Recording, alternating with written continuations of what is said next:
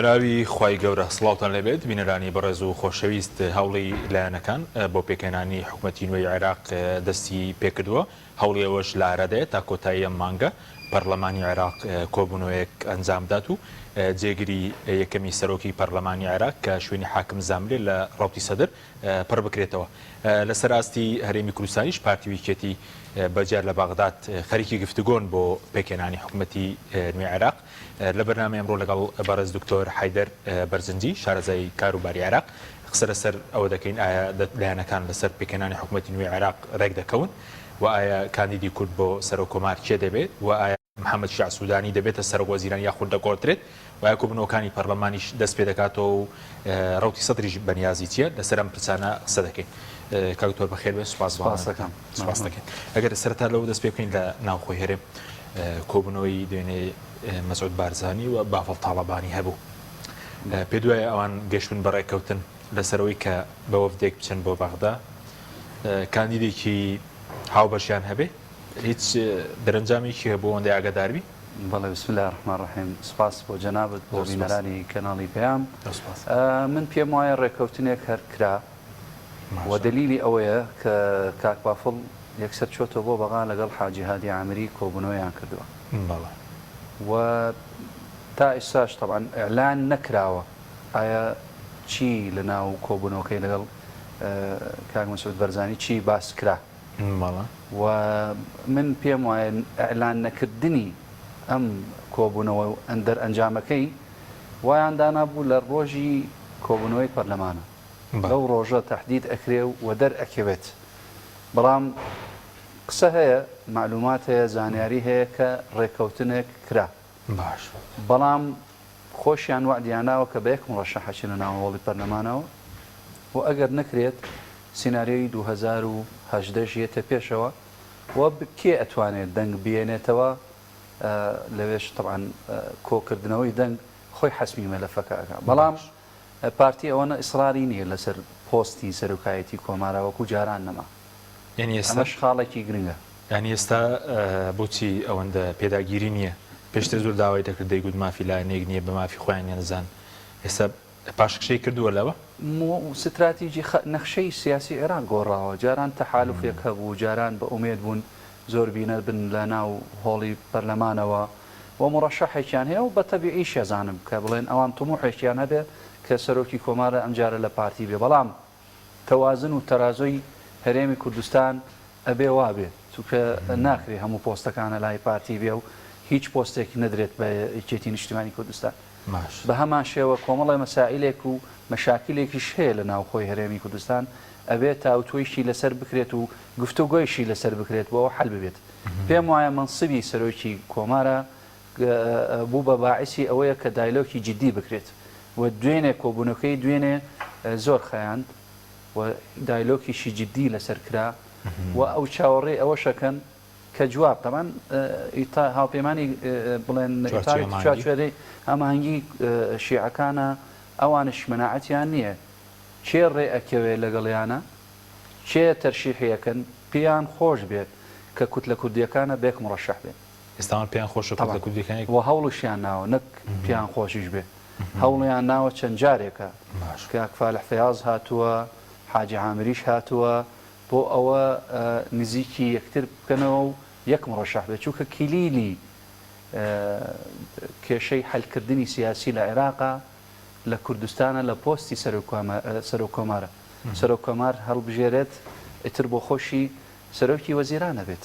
تەکلیفیشی لێ بەس پێشتر کێشەکە لەسەر سەرۆکوەزیران نەبوو ئەگەر کاندیدی سەرۆکوەزیرانی گلا کرابەوە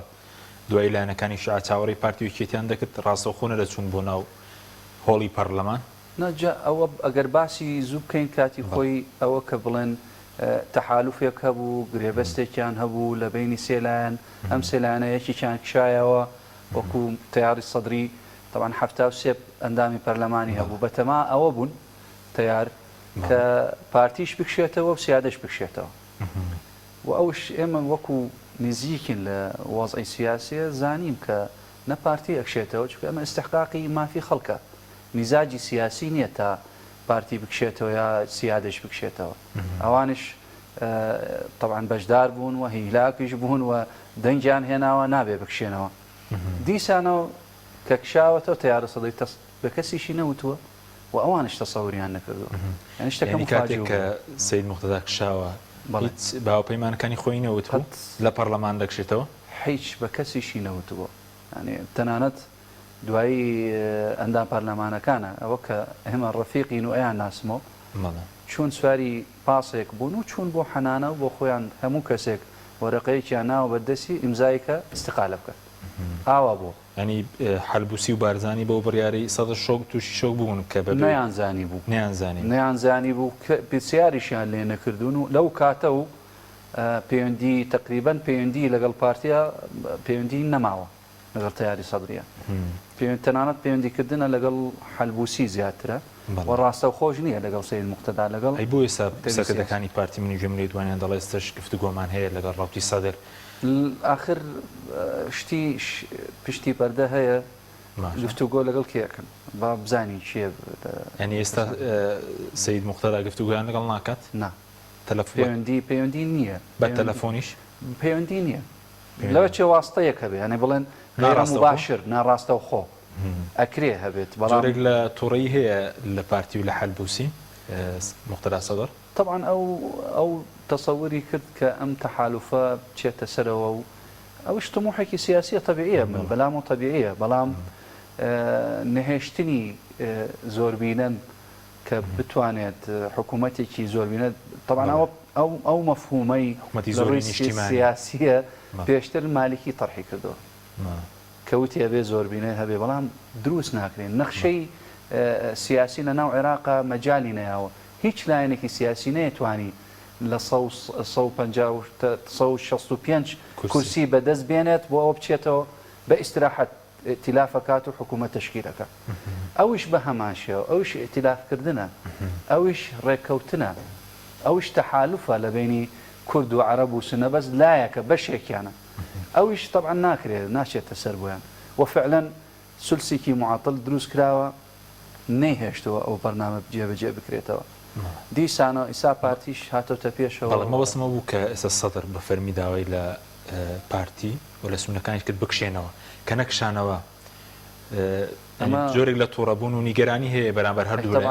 عینەن شتیشە تووڕەبوون و نیگەرانیشی لێکەوتەوە لای پارتی و لای سیادەشە چونکە ئەوان ینی کیانێکی سیاسی و ئەزمونێکی سیاسیان هەیە و پارتی 100 ساڵ تەمەنێتی چۆن بە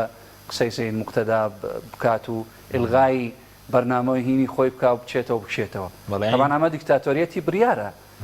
هیچ لایەنێکی سیاسی تر پارتی بێ یەکێتی بێ ئیتاری تەنسیقیش بێ هیچیانی قبول ناکا کە ئەوش سەرۆکی حزبێکە پێ بڵێ فەرمو بکشێرەوە چونکە من کشاومەتەوە بە تویتیش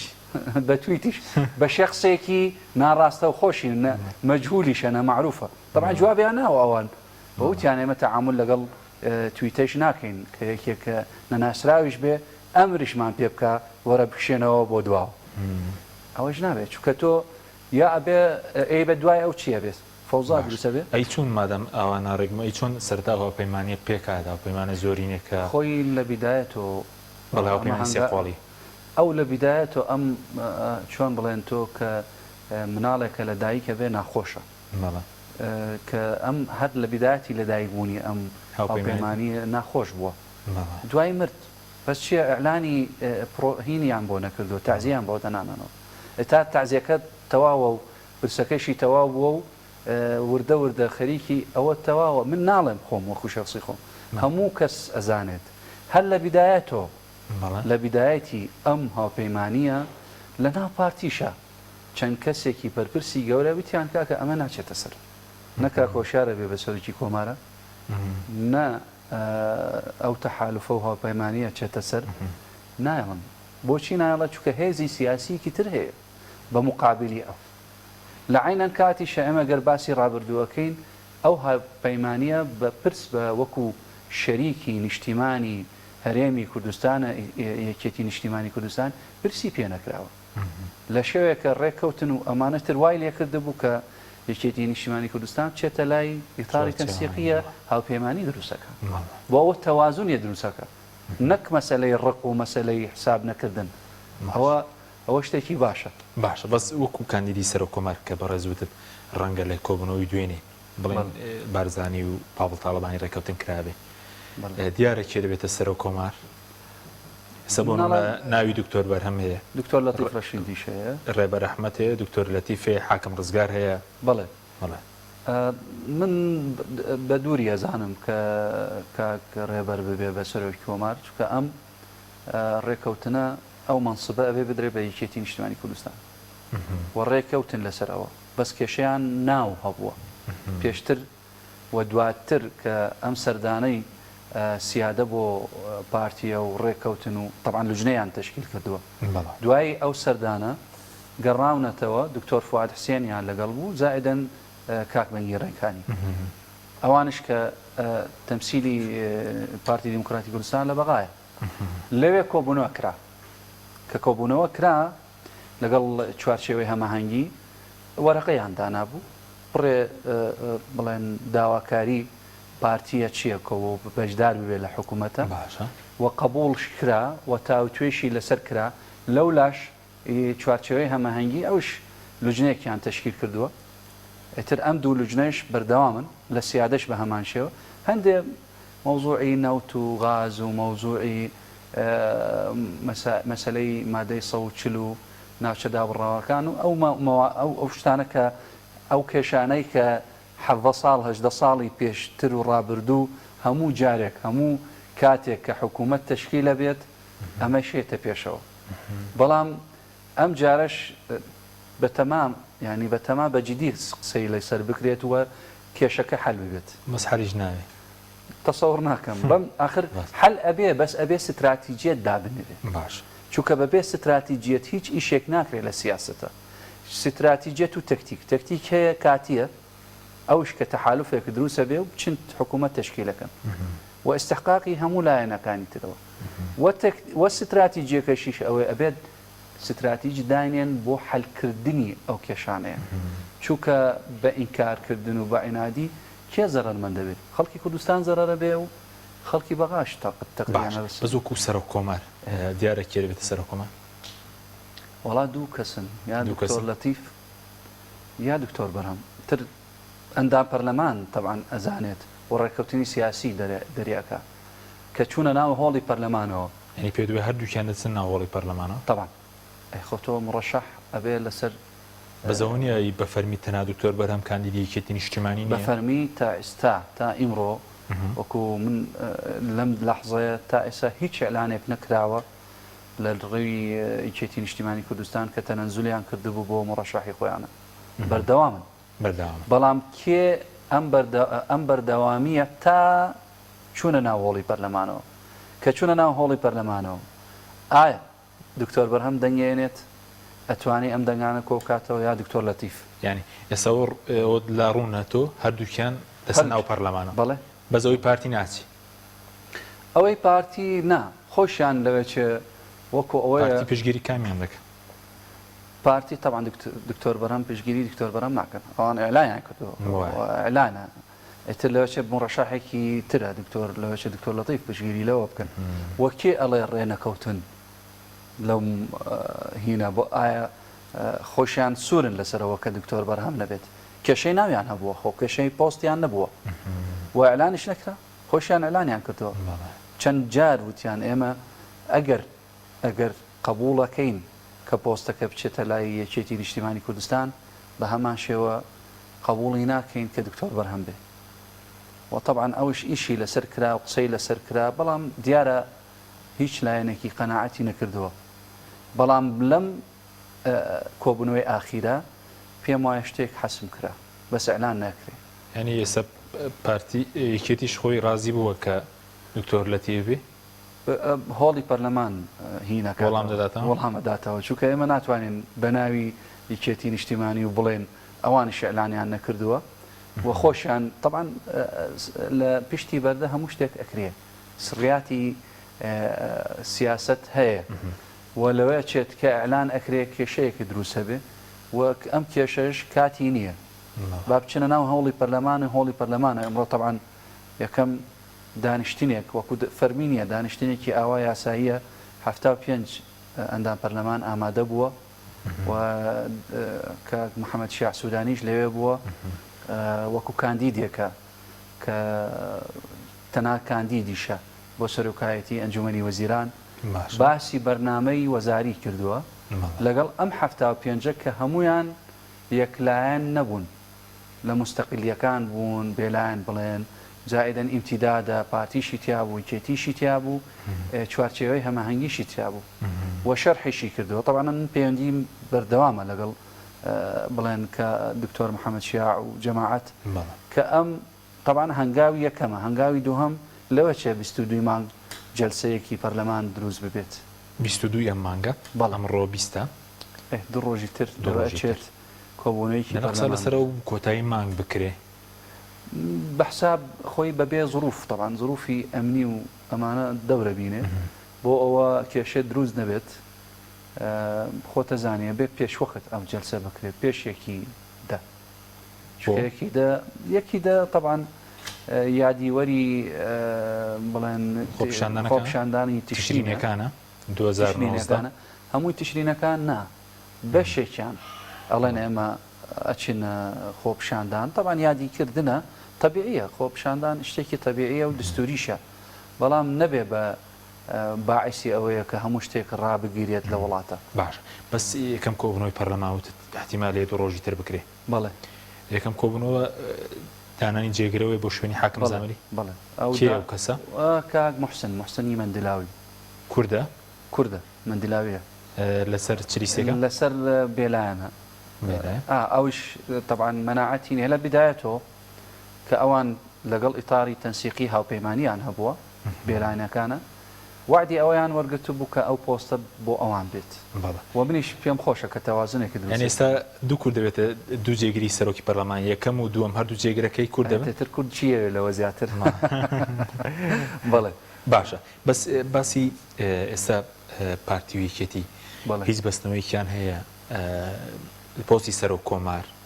بە مەسلەی داهات لە کوردستان بە مەسلەی هەڵبژاردننی داهات و پەرلەمانی کوردستان ئەو پاکێجانە بە یەکەوە بەستراون من ئەڵێم زۆر نزیکن لە یەک وە زۆر گفت و گۆش کرا و قسەیش لەسەر کۆمەڵە شتکرا بەڵێ سەر هەڵبژاردننی پەرلەمانی کوردستانیش ڕێکەوتن پێ دوایە کرابێ تا ئێستا باس نەکرا بەس پێم وایە هەڕێ ئەەکەون ئەگەر لێراش تەجیل کرابێت چونکە پرۆژەی هەڵبژاردننی سەرۆکی کۆمار مهمترە ینی بڵێن لەوە دەسی پێکاتەوە ئەگەر ئەمە ڕێ بکەوێ هەموو شتەکانی تر ڕێ ئەەکەون لەسەرکەش کێشیان نابێ و کاتە لەسەر چی داهات هێرێم چکێسە تقریبا بڵێ نەنا ئەبێ ڕێکەون چونکە ڕێ نەکەوتن کێشەیەک و ئەزمەیەکی اقتصادی بۆ هەرێمی کوردستان دروستە بێ ئەمڕۆ خەڵک معاناتی زۆرە پێویستی بەڕاستی هەرێمی کوردستان و خەڵکی هەرێمی کوردستان باجیان زۆر داوە لە سەردەمی بەعس تا ئێستا گوناحە ئاوایان پێ بکرێت گوناحە خێر و بەرەکەتی ئەم هەرێمی کوردستانە نەبینێت حزب کێشەی هەیە لەگەڵ حزبەکەی ترە ئەو مشکلەی خۆتانە بەس مەیگەێنە ئەو نەتیجەیە کە بڵێن خەڵک مزاحی بێ و باجەکە بە ئەوانش گەشتۆنەتە ئەو قەناعەتە ئەبێ مەوزوعی کێشەی سیاسی لە ناوێنی ئەم دوو حزبە حەل بکرێت کاتیش بێ مشکلە نییە بەسە بێ ڕێکەوتنێکە بێ چونکە حزبەکانی تریش تەڕان ئەبێ بەشدار بن خۆ لە کوردستانە بەسی کێتی و پارتی نییە بێگومان بەزووکو باسڵەوەکی کەم پرسی پارێزگاری کەرکووکی هاتوتە ناوە ینی هەم یەکلاکردنەوەی سەرۆک کۆمار هەم پارێزگاری کەرکووکیش ئەو سوکێسە من گوێم لە بەرپرسانی یەکێتی وڵەن تا کەرکووک یەکلا نەکرێتەوە پارێزگاری کەرکووک ئەوان ناسنە پێکێنانی حکوومەتەوە ئەو یەکلای بووە ئەو شکلە بەحساب یعنی ئیتاری تەنسیقی وتی لوژنەیەک تشکیلەکەین پێم وایە کاک بافڵ عاجز بوو لەوە قبوڵی نەکردووە وتی نابێ منصبی طبعا ئەو تەوازنێک دروستەوە طبعا حەزەکەن منیش حەزەکەم تەوازنێک دروستە بێ چونکە ئەم تەوازنە دروست نەبێ وەزعی هەرێم تێکەچێت ناکرێ هەموو پۆست و منصبەکانە بۆ پارتی بێ یا هەمووی بۆ یەکێتی بێ بێت تەوازنێکی دروستە بێت و بۆچی منصبێکی کەرکووکە کە زۆر بینن کوردن بەدەستی عەرەبی سونە بێ ڕێز و حرمەتم هەیە بۆ مەباسی سیاسیەکەینێمە بۆچی ئەبێ لایەو بێ باش ئەبێ ئەو منصبە لای کورد بێت پێ دوایە پێیان دەدەنەوە چونکە دوایین وەرەقە ئەوەی کە بەڕێزوتت دوایین وەرەقە وتیان پاڤڵ تاڵەبانی واژۆی نەکردووە کە بۆ پێکێنانی حکوومەتە ئەوە دروستە کە بەهۆی ئەوەی کە کێشی چارەسەری کەرکوویتیان بوو پۆستی پارێزگار بڵێ ڕازیەکەن کە پافڵ ڕازی ئەبێت بەبەش طبعا ئەمە حرسێکە و نیشتیمانی پەروەرە بۆ مۆزۆی کەرکووکە فعلەن وایە هەر کوردێک بێ حەزەکە ئەو پۆستەکەیان بێ زیاتر وڵی تر تموحە باش بەس تموح کە ببێ بە تەماح جیاوازە ئەبێت تموح و تەماح تەرازۆیەکی ئەم دوانە بگرێت باش بەس ئێستا ڕەکانجبوریش هەردەگۆڕی دوایەوەی ئەبێ بگۆڕێت کە ئەم پیاوە لە محافەزەی کەرکووکە زەرەری زۆریا بە محافەزەی کەرکووک بە تایبەتی بە کورد و منیش کە ئەی بیستمەوە لە خەڵکی یعنی بڵێن نەک خەڵکی سیاسی طبعا خەڵکی سیاسیم زەرەرمەند دەبێ بەڵام خەڵکی عام چی کردەوە بە محافەزەی کەرکووک لەو چەند ساڵە تقریبا باشە بەس وتت کێشەکەی پارێزگاری کەرکووشیان بۆ چارەسەر دەکەن چارەسەرەکەن بەچی حەلەکرێت چۆن بە یەکلای تریا ئەبێ پارتی بێ بێچێتی بەس پێم وایە ئەدرێ بەیچێتی ئەبێ چێتی ڕازی ببێ لەسەر ئەو پۆستە جمهوری چێتیە لە جوغرافیای کەرکووکە زیاترە و ئەندامی پەرلەمانیشی زیاترە ئەو دەستکاریکردنی نەخشەی کۆمەڵایەتی لە کەرکووکە و نەخشەی سیاسی لە کەرکووکە خەتەرە و نابێ بکرێت باشە بەس ئێستا وتت لیژنەیەک پێکاتەوە پێکەنانی حکوومەتی عێراقی بڵێ لە پارتی ئێستا پارتیویکێتی بەجێ ئێستا و توێژەکەن وایە تام دەقێ بڵێ چکە بازەکە لیژنەکەی پارتی فواد حوسێن و بەنگی ڕێکانیە ئەوەی پارتی خالیشوانی و نزار ئامێدی ینی بەجێیەکێتی بوو خالیشوانی و نزار ئامێدی ینی بەجیا ئێساوان و توێژەکەن بەجیا قەی ناکە بەجیا بەڵام لە عامە لە شێوازێکی عام خۆیان کێشیان نییە بەس لە تەفاسیلە کۆمەڵی تەفاسیل هەیە یەکێتی داوایەکی تایبەتمەندی هەیە پارتیش داوای تایبەتمەندی خۆشی هەیە باشە دەکرێت پێمان بڵێ سەبوونە داواکاری وەفدی پارتی فواد حوسێن و بەنگی ڕێکانی ئەوەی کە بیستێت یعنی بەراچوون کرد دەبێ داواکاریەکانیان چی بوونم لەگەڵ چوارچێوی هەمانگی مەسەلەی نەوت و غاز و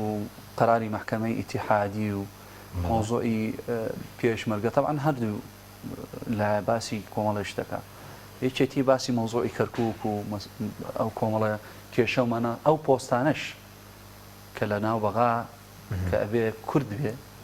دراوەتە بە کەسانی تر ئەمەش چونکە ئێمە تەوازونێکە بێ دروست ببێ ئەو منسیبانە و پۆستانە کە مافی کووردا بێ بە کورد بدرێت ئەترایە پارتی بێ بەبێ ئێستاوی پارتی بریارەکەی دادگای فیدرالی تێدایە کە قسەی لەسەر بکەن بەڵێ و ناوچەدا بڕۆ مەسەلەی بڵێ بڕێکەوتنی شنگالیشی تێدایە ئەوەنە جارێ ئەوەنە تەجیل کرا ئەو خاڵیان بۆ جێبەجێ نەکردن جارێ قسەی لەسەرەکرێ هەیە ناڵێم هەیە تەکتیکی سەری عابێ حل بکرێت و هەیە استراتیجیە بێ قسەی لەسەر بکرێت باشە ئەی ئەوانەی یەشێتی وتت بەس کەرکووک و مەوزوعی پۆستەکانەکە لە ناو بەقایە چێتی نیشتوانی هەر بۆ مەوزوعی پۆستە ئەمنیەکانیشە دوور خراونەتەوە بۆچی وەکیلی وەزیری یەکەمی بڵێن وەکیلی وەزیری ناوخۆ لە عێراقا چەند وەکالەتێکە بێ هەبێ لە ناو جیهازی مخابراتە ئەمنی وەتانیە بێت تەوازونێکە بێت سەردەمی سەدامانیە تا کورد دوور بخرێتەوە لەو مۆزوع باشە بەس ئێستا هیچ بڵێن وەرەقەیەک لە نێوان پارتی و بڵێن یەکێتی و چوارچێ و هەمانگی و سون و ئەوانە وەرەقەیەکی واژۆ کراوە ئەو ڕۆژە بۆ نۆکۆبنەوەی پەرلەمان بکرێ کێ بێتە سەر وەزیران ڕێکەوتن لەسەرەوە ئەوانش ئەڵێن ئێمە احتیرامی بریاری دوابریاری چوارچێوەی هەماهەنگی بۆ هەڵبژاردننی سەرۆکی ئەنجومەنی وەزیرانە ئەمان مەسلەی لە ناوی شیعەکانە خۆی حەسمەکرێ وەکو شیعە وەکو چوارچێوەی هەماهەنگی چۆن ئەوە ڕێز و احتیرام ئیرادەی دوو حزبەکە ئەگرێ و مڕەشەحی کورد بێ ترکیە بێ دکتۆر لەتیف بێ یان ئایا دکتۆر بەرهەم بێ ئەوانش کێ ڕێئەکەون لەسەری ئەوان دەنگی پێ باشە بەس وەکو باز دەکرا و پەیمانی سونە و حەلبوسی و ئێستا بارزانانی و پەیمانێتی نوێیان کرد بێ ئەوە کراوە تاوان ئەوان بەردەوامن ئەوانش علااقاتیان زیاترە لەگەڵ پارتیە و لە قسەی پارتیش دەرناچن یعنی ئەوان پارتی بڵێ دەنگ بن بەوە بۆ نمونە بە دکتۆر لەتیف دەنگی پێن دەنگە بە دکتۆر بەرهەم دەنگی پێن طبعا هەمووی نا لەوە چێت وەکو جاران نەما یعنی بڵێن بە قسەیکردنی ئەندام پەرلەمان وەکو جاران نەما قسەی حیزب و لیست بکات زۆر کەمە وەکو جارانەمە و تەجروبەشمان هەیە لە 2010 تەجروبەمان هەیە ئەو کاتە کێ مڕەشەح بوو دکتۆر فواد سێن بوو و دکتۆر بەرهەم بوو بەعزێکیان پیان وتە بوو دەنگ بن بە دکتۆر فواد دەنگیان نیا بە دکتۆر فواد چون دەنگیان بە دکتۆر بەرهەم ئەمەش دەورە بینێ ئێمەش تقریبان 40 تا 45 ئەندام پەرلەمانی بێلایەنمان هەیە ئەوانە دەنگ دەنگ بێکیەیە ئەویش 45 کەس طبعا معادلەکە ئەگۆڕێت کەسێکە یەک کەس معادلە ئەگۆڕێت یعنی یەک ئەندام پەرلەمان معادلەی پرۆسەی سەرۆکایەتی کۆمارە ئەگۆڕێت باشە لە ڕووی زەمانەوە پێ وایە تاکەی بۆ نمونە کۆبوونەوەی پەرلەمان بکرێ سەرۆک وەزیران سبەینێ بکرێت مەوەسمەوەی کە دیاری کراوە و نەخشەی کە دایانناوە 22 مانگە ئەلان نەکراوە مەوەسمەوەی کە بۆ نمونە کۆبوونەوەی پەرلەمان بکرێ سەرۆکی کۆمار هەڵبژێردرێ سەرۆک یەکەم جەلسە ئەنجومەنی وەزیران بەڵێ مدە زەمانێکە دیارە چەندێک لا طبعا دستور دیاری کردوتەوە بەڵام خۆی یەکەم جەلسە بڵێن جێگیری یەکەم هەڵبژێرێت باشە ئەگەر گەشتونەتە ئەو حەدە و ئەو ڕادەیە کە ڕێکەوتن و هەموو شتێک تەواو بێ لە عینە جەلسەیشە سەر و کۆمار هەڵبژێرێت دوایەوەش تەکلیف ئەکا تەکلیفیکانی سەر وەزیر لە ماوەی 15 ڕۆژە تەکلیفی مڕەشەحی کوتلەی گەورە کوتلەی ئەکبەرە ئەوش کوتلەی گەورە مڕەشەحێکیان بڵێن چوارچێوەی هەماهنگیە باش بەس ئێستا محەممەد شیع سوودانی هاوڕێی بجەناویشتە کاندیدی هەمووانە چکە باز لەوە دەکرێت وایە کاندیدی عەمبادی عامری هەمووی بۆ منە ئەوانی تر نەبێ 11 کەس لە قیادەکانی خۆشی ئەندامێکە لەم چوارچێوەی هەماهنگی یەکێک لە قیادەکانی چوارچێوە هەماهنگی جگە لە خۆی 10 نەفەری ترەمێنێتەوە هەر 10 نەفەرەکەی دەنگیان پێیاوە هەر 10 نەفەرەکەی مڕەشەحیان کردبوو هەر 10 نەفەرەکەی دوێنێ کە کۆبوونەوەی چوارچێوەی هەماهنگی تەکیدیشان کردوتەوە و پەیامنامەیەشیان دەرکردووە کە ئێمە حتا ئەم لەحزەیە مڕەشەحمان محەممەد شیع سوودانیە نەگۆڕا و ناشەگۆڕێت و بەردەوامە بن لەسەری ئێتر سەید عەمارە حاجی هادی عامریە مالکیە بادیە هەمویان جەماعەتی فتح طبعا فتح شێخ قەیس و حاجی هادی و تر لایەنەکانی ترەوە ئەحمەد ئەسەدی و هەموویان پشتگیری دەکەن ئێستا طبعا هەمووی دەنگیان لەسەرداوە خۆی بە کۆی دەنگە لە بیدایەتەوە کە تەرشیح کراوە بە کۆی دەنگە 11 کەس دەنگی پێیاوە و دیسانە دوجار دعایەکی پڵاو بووە لە ئەعلامە ئەگۆڕێت و دیسان کازمی یێتە پێشەوە طبعا هێزی ئەلکترۆنیەکەی لە دوێنێ و لە پێرە و ئەڵێن دیسانە و مشکلە و کێشەی لە ناو چوارچێوەی هەماهنگی کەوتەوە و ئەبێ مڕەشەحەکەیان بگۆڕێت و قبوڵیانە کە کازمی دووبارە بێتەوە ئەوان جەختیان کردێتەوە کە بە هیچ شێوازێک کازمیان پێ قبول ناکرێت کازمی کۆتایی هاتووە ئاڵە بێت تەعزیە بۆ دانی بەداخەوە کازمی خۆ شەخص ناڵێم وەکو منزومەیەکە وەکو منهەجێکە وەکو سیستمێکە زۆر زەرەری بە عێراقیەوە چونکە بۆ نمونە چی زەرەرێک بوو یەکەم مەسەلەی ئەم تێکدانی لە بیدایەتی هەڵبژاردنەوە خۆی نەیەتوانی ئەو تەرازۆی هەڵبژاردن بگرێتەوە تەزویرات کرا زوڵمش کرا خۆشی بەشدار بوو تەزویراتەکە خۆشی مستەشاری هێناوە مستەشارەکەی خۆی کە لە تیشرینەکانەوە من گوێم لێ بوو بە سەوت و خۆشی ئەتیرافەکە ئەڵێ من هاتم بۆ ئەوە حزبە ئیسلامیەکانە ئەوانش کەس 7 ساڵ 18 ساڵ حکمیان کرد فەشەلیان پێ بێنم و نایڵم نەتیجەیەکیان وەربگرن بەدەست ئەوانە بێ محاکەمە دەکرێەوە چونکە وای کردبوو کە نەتیجەکە بگۆڕێت طبعا ئەمە یەکەم خەلەلێک کە دروستی کردبوو دیسانەوە چۆتۆ زۆر پشگیری لە نەسەدرەکانی کردێتەوە هەرچی منسب و پۆستی شیا بە ئەوان و لەبەر ئەوە سیرمان کرد دیسانەوە سەدرەکانە التیزامی لەگەڵ کازمیان هەیە و دووبارەیەکردنەوەی کە مڕەشەحی خۆیان بێت و قبوڵی یەکەن کە ئەم مڕەشەح بێت بەس قبوڵی ناکەن مڕەشەحێکی تر بێت ئایا چی کردووە تا ئەمان مصر بن لەسەر ئەو لە ڕووی اقتصادیەوە ئەو نرخی دۆلار بەرز بۆتەوە لە هەمان کاتەشە نرخی نەوت بەرز بووە ئەی نابێ معادلەیەکی اقتصادی لێرا دروست ببێتەوە بۆ ئەوە معاناتی خەڵک طبعا کۆتایی ببێت یەک دوو مەسلەی مەوزوعی ئەمنی و ڕوو ئەمنیەکانە هەرچی خەرقی ئەمنی هەیە کاکە لە ڕووی ئاسایشی نیشتیمانیشە ویستی شەڕێک دروست بێ لە ناو شیعەکانەوە و خەتەرترینشتە نێتوانی حیمایە و پارێزگاری لە مؤسسە شەرعیەکانە لە منطقەی سەوزە لە گرینی زوون خۆشی نەیتوانی حیمایە لە خۆی بکە چۆن نتوانی ببێت سەرۆکی کۆمارە و سەرۆکی وەزیرانە و قائیدی عامی هینیشە فەرمەوە تورکیا هەموو ڕۆژێک قەسمان بۆ کە هەموو ڕۆژێک تەعادامان لێکرێ لەسەر هەرێمی کوردستان نێتوانی یعنی هیچ مەسئلەیەک نە لە ڕووی سیاسی تەوافقێکی دروستکە لە ناو لایەنە سیاسیەکانە بۆ ئەوە کێشە دروست نەبێت خەریکە شەڕ دروست بێ و جەنابتان بینیتەوە و نەیتوانی تەرازویەک لای بگرێتەوە. بەڵێ ناوبڕێکمان هەیە دێم وڵاتان بەڵە بینێرانی بەڕێز ناوبڕی کورت و دەینە وڵاتان لەگەڵمان بمێنەوە. تۆپ ئارت تاکە بریکاری تۆڕی میدیایی کۆمەڵ بۆ بەرهەمهێنان و بڵاوکردنەوەی ڕێکلام.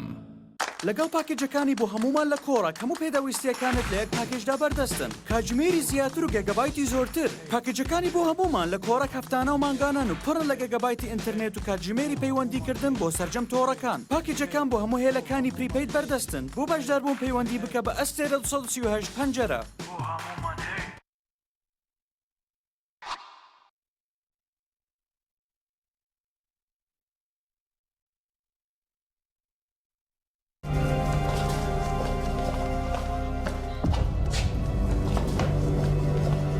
فرم دايشة وي بس وازي لبن او فاراكا راسك باراكا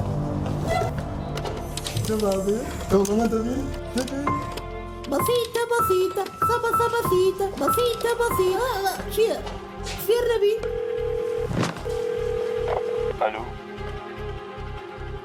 الو برنجي محمودة بەڵێ باجوا بقرن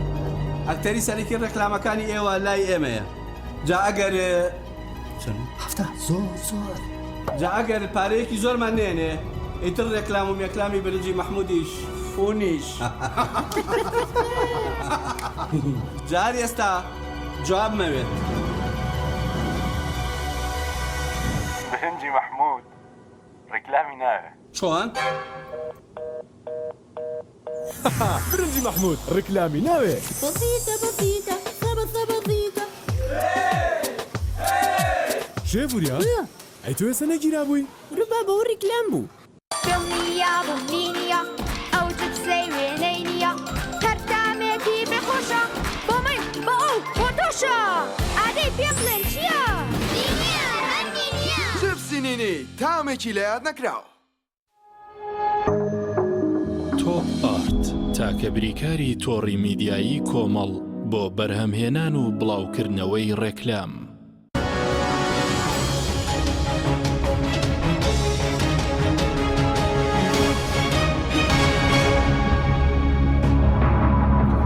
جارێکتر سەڵاوتان لەبێت بینێرانی بەڕێز کاک تۆ پێش ناوبڕکە باسی مستەفا کازمیت کرد بەزووتت ئەو چەند سینەماوە ئەی کاری داهاتووی چی دەبێت بۆ نمونە ئەگەر سەرۆکوەزیران چەند سینەما بێ وێستا خۆشی بەشداری دەکات لە تجارەتەکە بەڵێ پارەی باش پێیا کردووە لە ماوێ طبعا خۆی پێشتر پۆستێکی هەبوو سەرۆکی دەستگای هەواڵگری بوو بەڵێ ئێستا قابلی قبول نییە ئەم شخصە بگەڕێتەوە چونکە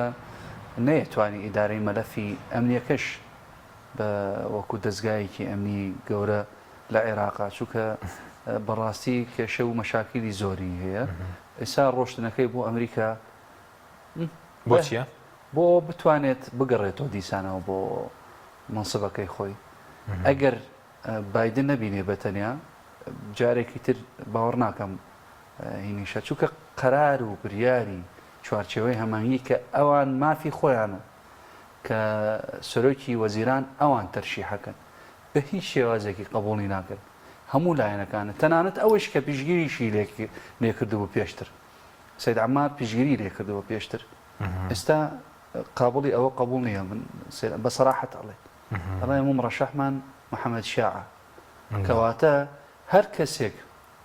داعمیە کرد پێشتر ئێستا دەسی لێ هەڵگرت باشە بەس محەممەد شاع سوودانی ئەگەر سەدر مادەم پێڕازی نەبێت دووبار خۆ پیشاندان نابێتەوە کێشە دروست نابێتەوە نەخۆ ئێمە حەزەکەی من حەزەکەم سەدرەکان بەشدار بن لە حکوومەتە وە خۆشیان ئەم حکوومەتە حکوومەتی خۆیانە یعنی هی کازمی هەمووی بەکاملی هی خۆیانە حکوومەتی سەدرە طبعا خۆشیان بڵێن طبعا ئەو کۆبوونەوە کرا بە ئەندام پەرلەمانەکانە زائیدەن ئەو کەسانە کە پۆست و منسبیان هەبێت لە ناو حکوومەتی عێراقە تقریبا 400 دەرەجەیەکی لەبەر زیان هەیە لە ناو حکوومەتە جگە لە 5 وەزیریشانێت حکوومەت بەردەوامە بەڵێ بەس مۆسمەوەی کە دووبارە کێشە دروست نابێتەوە مادەم ئەوان بە محەممەد شاه سوودانی ڕازی نەبن نەخۆی کێشەکەی شخصی محەممەد شاه سوودانی نییە کێشەکەی ئەوەیە ئیتار چوارچێوە هەماهەنگی حکوومەت تشکیلەکە کێشەکە ئەوەیە باش کێشەکە شخص نییە ئەگەر سبینێ بۆ نمونە من ئەڵێ نمونەیەەکە یانن فەرزێکە وەکو چۆن برکاری معادلەیەکمان دانا بۆ ئەگریمان ئەوە قبول کرا ئیتاری تەنسیقی محەممەد شاه سوودانی بگۆڕێت هزار کەسێکی تریش بێتە قبولی ناکەن بەس بۆ ئەو کات بەدەست بێت و بەردەوامی کازمی لەسەر مەوزوعەکەی چکە خۆتە زانی عێراق ئیسا پارەی زۆری هەیە لە زیادبوونی نەوتە قانونی ئەمنی هینە ئاسایشی خۆراکیش لە بەردەسە ئەماوەیە 7 ملیۆن دۆلاری ڕاکێشا بوو بەس بۆ تعمیراتکردنی نووسنگەی خۆی کازم 7 ملیۆن دینار دۆلار 7 ملیۆن دۆلار نەک دینار بۆچی بۆ نووسنگکردنی نووسنگەکەی و نازانن ئەم شتانە خۆشی طبعاً ڕۆژی ملیۆن دۆلارێکی هەیە پۆستی سۆرەکی ئەنجومەنی وەزیران وەکو نەسرێ ئەم سەدرێکان مستەفید بوون لە حکوومەتی کازمی مستەفیدەکەیان تەنها هەرەوەی کە بۆ دەڵی 4 وەزیرانەیە شەریکن 5 وەزیرانەیە 5 وەزیرانەیە نەک ئەوەش هەموو شتێکیان هەیە وەکو هەموو شتێک ئەو کازم ئێستا بۆ نمونە حەمید غزی خۆی هەمیداری گشتی ئەنجومەنی وەزیران بەڵێ ئەو سەرۆکی وەزیرانە هەرچی پیاڵەنە بڵێ بەسەر شام تەنفیزیاکە جێبەجێەکە کێشەینی ئەمە حەقیقی ئەوە نەیە من بڵێم لەبەرەوە حەزەکەم هین بێت بەڵام ئەمە واقعی حاڵەکەیە کە هەموو حزبەکان نزانن کە هەموو ئەو کەسانە کە نزیکن لە قەرار و بریاری سیاسی و لە ئیشکردن و هەڵس و کەوتنی سیاسی ئەزانێ ئەو شتە ئەوە حەقیقیە خۆشیان ئەڵێن باش بەڵام من ئەڵێم کازمی ئەم جارەش ئەبێ شوێنێکی بۆ خۆی بدۆزێتەوە بڵێن یا بگەڕێتەوە بۆ خارج یا بۆ خۆی دانیشێت تەبیعی یانی وەکو جاران نامێنێ چونکە ئەم زەرەرێکی زۆری کردووە ناڵێم تەنانەت بۆ کوردیش بێ خراپ بوو یعنی ئێستا تۆ بڵێ پرسیار لە پارتی بکە بڵێ ڕازیم لەسەر کازمی لە ناوەڵا ڕازیم خێ ئێستا ڕەنگە بۆ چوونیان گۆڕا بێت ناو کاتێک کە 200 میلیارەکەات کێشیان نەبوو بێ ئەوش مساومەیە کرد بە پارەکە وانە بوو یعنی تۆ بڵێ ئێستا کێشەی مستەفا کازمی پارتی چی ئێستا ئەو ئیستیغلالی وەزعەکە ئاکا لە ڕێی وەزارەتی نەوتەوە و دوێنێ پێم وایە بریارێک دەرچووە لە شەریکەی سۆمۆ کە طبعاً ئەو کتابەیان کردوتەوە بۆ شەریکاتی گشتی تعامل لەگەڵ هەرێمی کوردستان و شەریکە نەوتەکانی هەرێمی کوردستان دەکەن ئەمە زەختێک ئەمە فشارێکە بەس بەکارێنێتەوە بۆەوە زانیوێتی کە ڕێکەوتن لەسەر ئەو مۆزوعە کرا و پارتیش مەناعەتی نییە کێ مڕەشەحی چوارچێوە هەمانی دەنگی پێە ڕیچێتیش بە هەمان شێوە باش بەس وەکو گفتوگۆی ڕاستەوە خۆ ئێستا گفتوگۆی هەیە لەم بە چوارچێوی هەمانگی مەبەستم نا ڕاستەو خۆ نییە بۆ نامباشرە هەیە لەگەڵ چەند کەسێکیش هەیە کە ئەوان نزیکن لە سید موقتەدا بۆچی گفتوگۆی ڕاستە خۆ لەگەڵ کەس ناکات ئەو خۆی دەرگاکەی داخست و خۆشی ئەڵێ من لە ڕوو شەرعیشە طبعاً ئەو بۆ مۆزوعی شەرعی ئەزانێ کە شاوەتە لە حکوومەت خۆشی ئەعلانی کردووە و دیسان بەشدار نابم و دیسان هی ناکەم ئەگەر خۆی کوتلەی خۆی چێ بەشدار بێ کێشەی نابێت و پێم وایە تا ئێستا قسە نەکرا و شتێک نەکرا کەواتە جوموجوڵە کەر هەیە باش بەس قسە هەبوو لەسەرەوەی ئامری نێسیروان بارزانی هەلبوسی سەردانی سەتر بکەن وا بوو بڵێ حاجی ئامری بەردەوامە لە گفتوگۆیە و نەبڕاوە نەبڕاوە علااقاتیشی باشە و سقەیشی پێکەنیانی یەکترینیان علااقاتیان باشە لە بینی یەکترینیان کاکە نێچیریش هەوڵی ئەوە شیاوە و استعدادی ئەوەشی هەیە کە بچێتەوە بەڵام ئەبێ نەتیجەیەک هەبێ ئەبێ نەتیجەیەک هەبێ بەزەوە هەبوو ینی ئەو فکرەیە هەبوو ئەو فکرەیە هەبوو وەکو فکرێک بەس بۆچی جێبەجێ نەکرا لەبەرەوەی کە سەدر دەرگای داخستۆ هینی نەکردووە استیجابەی نەکردووە طبعا ئەو دعوەتێک بوو کە بتوانێت بچین قسەی لەگەڵا بکەن پەیوەندی هەیە لەگەڵ حەلبوسیش پەیوەندی هەیە سەدر ڕاستەوخۆناڵم خۆی نا بڵێن مەکتەبی سیاسی ئەندامەکانی مەکتەبی سیاسی دکتۆر ئەحمەد لەمتەری ئەوەش کە سەرۆکی هەیئەی سیاسی خۆیان بەردەوام قسە و گفتوگۆشی هەیە لەگەڵ حەلبوسی و لەگەڵ هینیشە لەگەڵ حاجی هادی عامری بەس پەیوەندی عامری و سەدر پەیوەندی ئەگەر ئەو کلیلی گفتوگۆکانە لەنێوان پارتیە مانگ بۆچی مانگیشی تەخویلیشی کردێتەوە ئەو پەیوەندیە لە چی و سەرچاوی گرتووە مادەمەوانی ترێسە بۆنە پەیوەندی نوری مالکی و سەدر پەیوەندێکی خراپەوە بەعلامە خراپە خۆشی پێشتر تەلەفۆنیشی بۆ کردو قسەشی کێ تەلەفۆنی کردو سید مقتەدا تەلەفۆنی نەکردووە مالیکی باشە قسەی لەگەڵ نەکردووە بۆچی تەلەفۆنەکەی داخستبەوە تێداخست بۆچی تەلەفۆنەکەی داخستبەوە نەخستەوە خۆشم پرسیارم لە حاجی مالیکیم کردوتم شتیوا بۆ تیناوە شتیوانە بووە بەعکسەوە بە حرمەت و بەڕێزەوە بە خۆشی قسەمان کرد هەر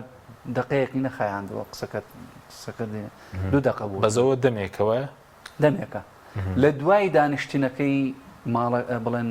نووسنگەکەی حاجی هادی عامری لە کاتی کۆبوونەوە کرا کاتی خۆی هەموو لایەنەکان دانیشتون و قسەیان کردو بۆ ئەمانە ئەوش مبادرەیەکی هەبوو و کاتە سەری نەگرتووە کە سەری نەگرتووە دیسان ئەوان چوون بۆ لای بۆ نەجەف باش دوای ئەو بریارەکەی ئەوە بوو کە بشێتەوە لە ناو پەرلەمانە و لە ناو طبعا بەس لە ناو پەرلەمانە لە ناو حکوومەتیش هەیە بۆ معلوماتی جەنابەت ئیتاریش ئامادە ئەوەی هەیە کە پۆستی بۆ منسبی وەزاری بدا بە سەدریەکانە لەگەڵ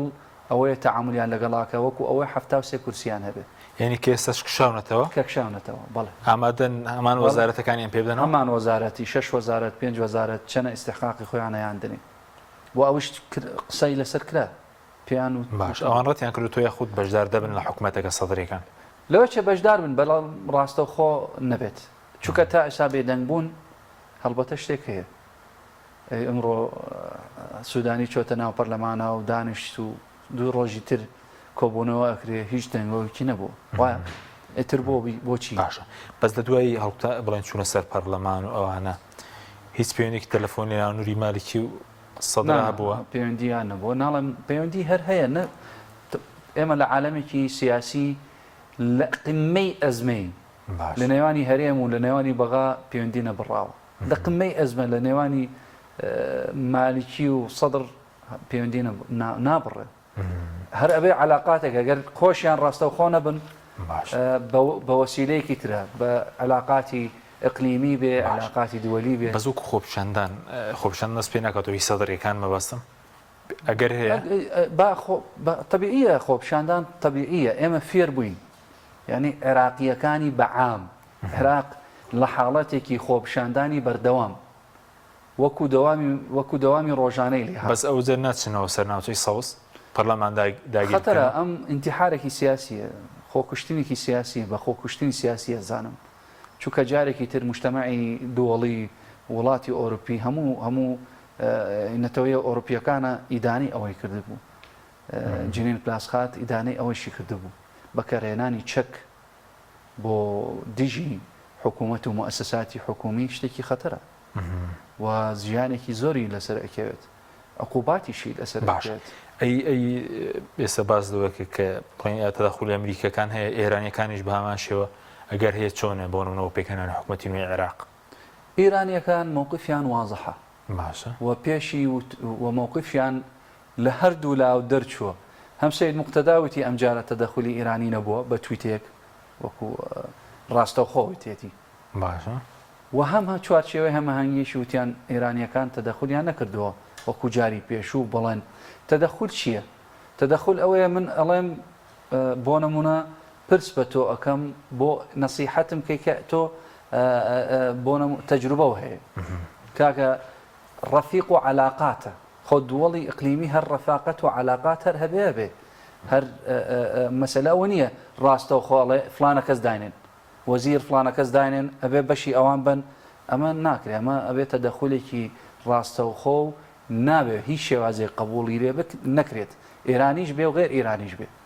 ئەمە قبول ناکرێت بەڵام ئەمریکاش بە هەمان شێوە وتیان ئێمە لەگەڵ زۆربینەی خەڵک زۆربینەی کارهینە بڵێن سیاسیەکانە کێ هەڵبژێرن و کێ بتوانین بەڵام مهم ئەوەیە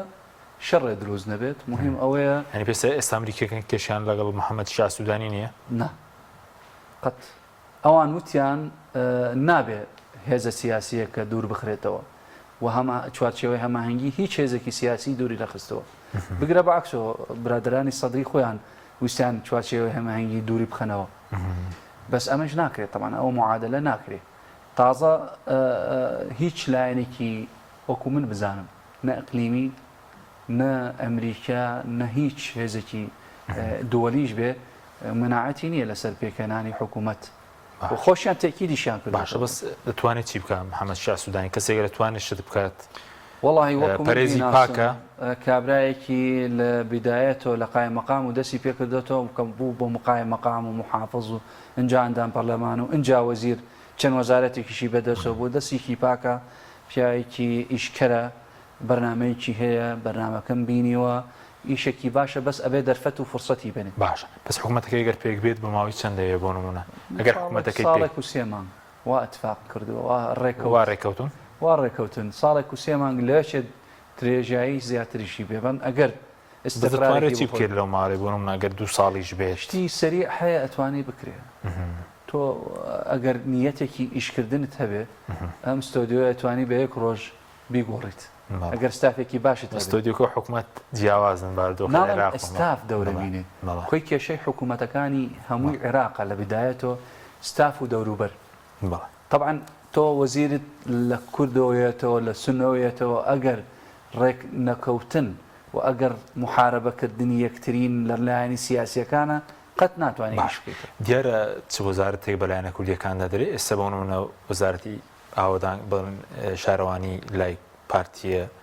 بەمان شێوە دەرەوە یەکێتی دادی هەبوو دیارە ئەم جارێک لەنێ ئاڵوگۆڕیشی پێ بکرێ کێشە نابێ مهم ئەوەیە منسیبەکانی خۆیان وەرگرن و زیاتریش لەسەر منسیبێکی تر وەکو مدیر عام وەکو وەکیل وەزیر کە لەم مەسەلە کورد زۆر زەرەری کردەوە باشە بەدە پرسیان بەسەرەوە بێ ئەم هەڵبژارنە پێ دوایە نەتیجەی ئەو هەڵبژارنە پرتەزویرە بوو کە ئێستا ئێستاش حکوومەت پێک نهاتووە ئێستا ماوەیەکی تر تقریبا ئەمڕۆ 29 لە دەیدە ساڵێک تێپەڕ دەبێت طبعا خۆی بدایەتەوە ئەم هەڵبژاردنە کە لە بدایەتەوە بە تەزویر هاتووە ئەو مەشاکیلەی لێکەوتەوە و لە بدایەتەوە چوارچێوەی هەمانگی و توێتی بە بەرلەمان هەڵوشێتەوە کەس قبوڵی نەکردووە سەدرەکان اعترازیان هەبوو دوای ئەوان وتیان بە پەرلەمان هەڵبشێت ئەزستا چوارچێوەی هەمانگیش پەشیمان نەبووەوەوان دەڵێن پەشیمان نەبووە ئەزانی بۆ حکوومەت پێک بێنرێ بەڵێ ئەزانی بووە لەبەر ئەوە ئێمە ئەگەر حکوومەت تشکیل نەکرێت بەرەو فەوزا ئەچین بەرەو شەڕێک ئەچین ئەجا بۆچی با حکوومەتێک تشکیل بکرێت حکوومەتێکی بە سەلاحیەتی کامل کاکە بودجێ عێراق کێ پەسەنیەکە ئەگەر سەرۆکی وەزیرانی هەڵبژار دەراو نەبێت ئەگەر سەرۆکی کۆماری تازە نەبێت زۆر سپاس بۆ ڕێز دکتۆر حەیدەر بەرزنجی شارەزای کاروباری عێراق سوپاسیان بۆ دەبوون دەکەین سوپاس بۆ بینێرانی بڕێز سوپاس باوکارانم تا بەرنامێکی دیکە خواتان لەگەڵ